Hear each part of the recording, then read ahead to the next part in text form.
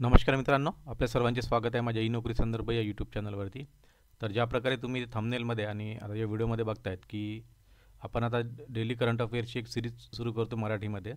तर ही सिरीज सुरू करण्यामागचा उद्देश एकच आहे की IBPS आणि TCS पॅटर्नचं जे काही आता एक्झाम चालू आहेत आपल्या आणि त्याच्यानुसार जो करंट अफेअर्स येतो आहे, तर त्यानुसार आपल्याला एक्झाममध्ये त्या सर्व गोष्टी टॅकल करता याव्या. त्या अनुषंगाने मी माझ्या एक्सपिरियन्सनुसार असे काही प्रश्न तुम्हाला घेऊन येईल मित्रांनो, की जे तुम्हाला आत्तापर्यंत एक्झाममध्ये बघायला मिळाले आणि त्याच याच्यानुसार TCS आणि IBPS पॅटर्ननुसार मी सगळं डिकोडिंग करून तुम्हाला त्या पद्धतीचे मी आपले करंट अफेअर्सची व्हिडिओज प्रोव्हाइड करत जाईन.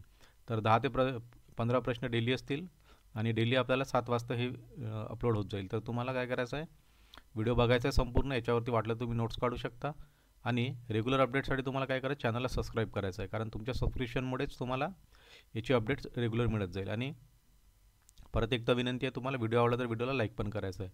तर आपण सुरुवात करूया वन बाय वन. आणि या प्रश्नामध्ये तुम्हाला एक होमवर्क पण असेल, ज्याचं उत्तर तुम्हाला कमेंट बॉक्समध्ये द्यायचं. ओके, तर चला आपण सुरुवात करूया. सर्वात पहिलेचा प्रश्न.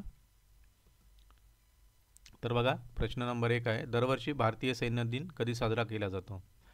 तर याचं उत्तर तुम्हाला द्यायचं आहे. आणि जर उत्तर नाही आलं तरी काही हरकत नाही, ते मी तुम्हाला उत्तर देऊन देईल.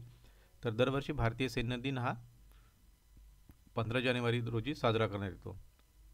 तर याची आपण डिटेल्स पण बघूया. याच्यामध्ये काय डिटेल्समध्ये तर बघा, आर्मी डे 2023 दरवर्षी 15 जानेवारीला भारतीय सैन्य दिन साजरा करण्यात येतो. आज म्हणजे आत्ता जो आहे 2023 हा 75वा सैन्य दिवस आहे. तर अशा याच्यामुळे काय होतं, असे प्रश्न एक्झाममध्ये येत असतात. SSC आणि आपले जे SSCमध्ये पण अशा प्रकारचे प्रश्न येत असतात. जे काही करंट इव्हेंट असतात त्याच्यावरती IBPS आणि TCS हमखास प्रश्न विचारत असते. तर त्याच्यामुळे अशा प्रकारचे प्रश्न तुम्ही लक्षात ठेवत चला. तर आणखी डिटेलमध्ये बघूया. 15 जानेवारी 2049 रोजी भारतीय सैन्याची ब्रिटिशांपासून मुक्तता झाली, त्याच्यामुळे तो दिवस साजरा करण्यात येतो. चला तर दुसरा प्रश्न बघूया. नुकतेच निधन झालेल्या प्रसिद्ध शास्त्रीय गायिका प्रभा अत्रे या कोणत्या घराण्याशी होत्या? तर याचं बरोबर उत्तर आहे, तर त्या होत्या किराणा घराण्याशी. तर याचं डिटेलमध्ये आपण बघूया. बघा, प्रसिद्ध शास्त्रीय गायिका आणि पद्मविभूषण पुरस्कार विजेता प्रभा अत्रे यांचे जे आता नुकतेच निधन झालेले होते, तर त्या आपल्या किराणा घराण्याशी संबंधित होत्या आणि त्यांना विविध अवॉर्ड मिळालेले आहेत. 2023मध्ये त्यांना अटल संस्कृती पुरस्कार प्रदान करण्यात आलेला होता आणि 2002मध्ये त्यांना पद्मभूषण पुरस्कार प्रदान करण्यात आलेला होता. तर अशा प्रकारे तुम्हाला प्रश्न IBPS काय करतं, TCS आणि IBPS घुमून फिरून विचारतं. जसं याच्यावरती प्रश्न बनू शकतो की कोणत्या वर्षी भारत सरकारने पद्मविभूषण अवॉर्ड दिलेला होता? तर चला नेक्स्ट बघूया. कोणत्या देशाच्या अध्यक्षपदांच्या निवडणुकीत लायचिंग हे विजयी झाले? तर याचं उत्तर आहे तैवान. तर याच्याबद्दल थोडंसं डिटेलमध्ये बघूया. तैवान देशातील अध्यक्षपदाच्या निवडणुकीत डेमोक्रॅटिक प्रोग्रेसिव्ह पक्षाने विजय मिळवला आहे. तैवान देशाच्या राष्ट्राध्यक्षपदी निवडणुकीत डेमोक्रॅटिक प्रोग्रेसिव्ह पक्ष तिसऱ्यांदा विजयी झालेला आहे. तर एक वर्ल्ड करंट अफेअर्सचा प्रश्न होता. चल नेक्स्ट बघूया. जागतिक फुटबॉल क्रमवारीत भारत देशाचा संघ कितव्या स्थानावर आहे? तर खूप इम्पॉर्टंट प्रश्न आहे मित्रांनो. तर याचं करेक्ट उत्तर आहे 102 नंबर आहे. ओके, तर हा आपण प्रश्न लक्षात ठेवा. अशा प्रकारचे स्पोर्ट रिलेटेड प्रश्न पण IBPS TCS मार्फत विचारले जातात. तर नेक्स्ट बघूया.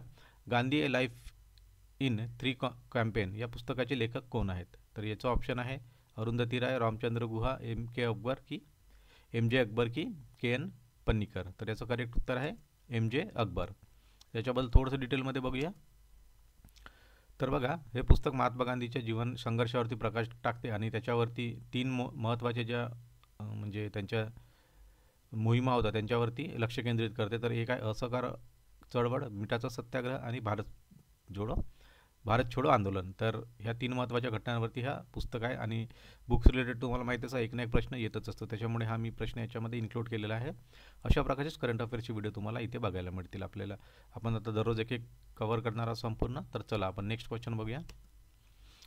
भारतातील कोणत्या बँकने ग्रीन रुपया मुदत ठेव ही योजना सुरू केलेली आहे? तर त्याचं ऑप्शन तुम्हाला इथे स्क्रीनमध्ये बघताय. तर याचं करेक्ट उत्तर आहे State Bank of India. Okay, State Bank of इंडियाबद्दल थोडंसं डिटेल बघूया.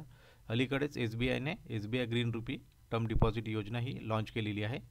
तर ही प्रवासी आणि गैरप्रवासी भारतीयांसाठी ही सुविधा असणार आहे. तर अशा प्रकारचे पण प्रश्न आपल्याला TCS किंवा IBPSमध्ये बघायला मिळतात. तर चला नेक्स्ट बघूया आपण. नेक्स्ट प्रश्न आहे, अश्वारूढ खेळासाठी अर्जुन पुरस्कार मिळवणारी पहिली भारतीय महिला कोण बनलेली आहे?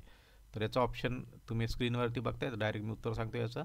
तर ती आहे दिव्यांकृती सिंग. तिच्याबद्दल थोडंसं माहिती घेऊया. जयपूरची दिव्यकृती सिंग 23 वर्षाची अश्वारूढ खेळासाठी अर्जुन पुरस्कार प्राप्त करणारी पहिली भारतीय महिला आहे. तर त्यांना बघा, सौदी अरेबियामध्ये रियाद येथे झालेल्या आंतरराष्ट्रीय ड्रेसेज स्पर्धेमध्ये तिने वैयक्तिक रौप्य आणि 2 कांस्य पदक मिळवले. याच्यामुळे त्यांना हा अवॉर्ड देण्यात आलेला आहे. तर लक्षात असू द्या, कारण महिला आहेत आणि अशा प्रकारचे प्रश्न जे काही पहिल्यांदा इव्हेंट झालेले असतात भारतामध्ये, स्पोर्ट रिलेटेड किंवा कुठला पण हिस्टॉरिकल असो, सायंटिफिक रिलेटेड असो, तर अशा प्रकारचे प्रश्न हमखास IBPS विचारत असते. तर नेक्स्ट क्वेश्चन बघा, 2024 हेनली पासपोर्ट इंडेक्सनुसार भारताचा क्रमांक काय आहे? 83, 80, 82 की 80? तर याचं करेक्ट उत्तर आहे 80.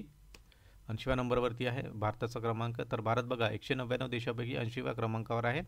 2023च्या तुलनेत ही 3 रँकची वाढ आहे. जेव्हा भारत याच्या आधी कितीवर होता? 83मध्ये. तर हा प्रश्न लक्षात ठेवा, अशा प्रकारचे प्रश्न येत असतात आपल्या एक्झाममध्ये. तर चला नेक्स्ट क्वेश्चन बघूया. गंगासागर मेळावा हा कुंभमेळ्यानंतरचा भारतातील दुसरा सर्वात मोठा मेळावा आहे. भारतातील कोणत्या राज्यात हा साजरा करण्यात येतो? तर याचं करेक्ट उत्तर आहे पश्चिम बंगाल. पश्चिम बंगाल या राज्यामध्ये हा गंगासागर मेळावा साजरा करण्यात येतो.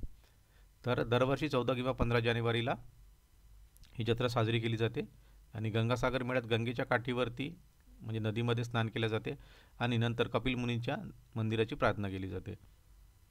तर हा प्रश्न लक्षात ठेवा किंवा तुम्ही नोट्समध्ये नोट डाऊन पण करू शकता. तर चला नेक्स्ट क्वेश्चन बघूया. PM ई-बस सेवा योजनेसाठी कोणत्या मंत्रालय जबाबदार आहे किंवा कोणत्या मंत्रालयाद्वारे लॉन्च करण्यात आली असं म्हणूया आपण? तर याचं करेक्ट उत्तर आहे गृह आणि शहरी व्यवहार मंत्रालय, म्हणजेच गृहनिर्माण म्हणजेच हाऊसिंग आणि अर्बन व्यवहार मंत्रालय आपण याला म्हणू शकतो. तर या मंत्रालयाद्वारे PM ई-बस योजना ही लॉन्च करण्यात आलेली आहे. तर चला याच्यामध्ये थोडंसं डिटेल बघूया. केंद्रीय गृह मंत्रालयाद्वारे PM ई-बस योजना जाहीर केली आहे आणि भारतातील किती शहरांमध्ये हे होणार आहे? तर 10,000 ई-बसेस या तैनात करण्यात येणार आहे भारतातील काही शहरांमध्ये. तर ही योजना 10 वर्षाच्या सार्वजनिक खाजगी भागीदारीच्या मॉडेलवरती चालणार आहे. तर तुम्ही इतकं लक्षात ठेवा की PM ई-बस जी योजना आहे ती कधी लॉन्च झाली आणि त्याच्यामध्ये किती बसेस समोर जाऊन लॉन्च होणार आहेत. ओके, तर हा एक प्रश्न सायन्स आणि एन्व्हायरमेंट रिलेटेड हा प्रश्न होता. तर नेक्स्ट क्वेश्चन बघूया. तर हा तुम्हाला होमवर्क आहे. याच्यामध्ये तुम्हाला जे काही उत्तर आहे तुम्हाला कमेंट बॉक्समध्ये द्यायचं आहे. तर याचं प्रश्न मी मराठीत बनवतो तुम्हाला. ऑन विच डेट द प्रवासी भारतीय दिवस ऑब्झर्व्ड इन इंडिया? म्हणजेच प्रवासी भारतीय दिवस हा भारतामध्ये कोणत्या दिवशी साजरा करण्यात येतो? खूप सोपा प्रश्न आहे. तर याचं उत्तर तुम्ही जितके काही विद्यार्थी हा व्हिडिओ बघत असाल, मला माहीत आहे सर्वांना माहीत असेल, तर मी सोपा प्रश्न ठेवला. याचं उत्तर तुम्हाला कमेंट बॉक्समध्ये द्यायचं आहे मित्रांनो. ओके, तर हा तुमच्यासाठी होमवर्क होता. तर याचं उत्तर तुम्हाला कमेंट बॉक्समध्ये द्यायचं आहे. तर बघा, ही संपूर्ण माहिती होती आणि परत एकदा सर्वांना विनंती की जर तुम्ही या चॅनलवरती नवीन असाल, चॅनलला सबस्क्राईब करा. व्हिडिओ कसा वाटला आणि जर प्रश्न आवडले असतील, याच्यामध्ये तुम्हाला काही सजेशन असतील तर सजेस्ट करा. Okay, thank you very much.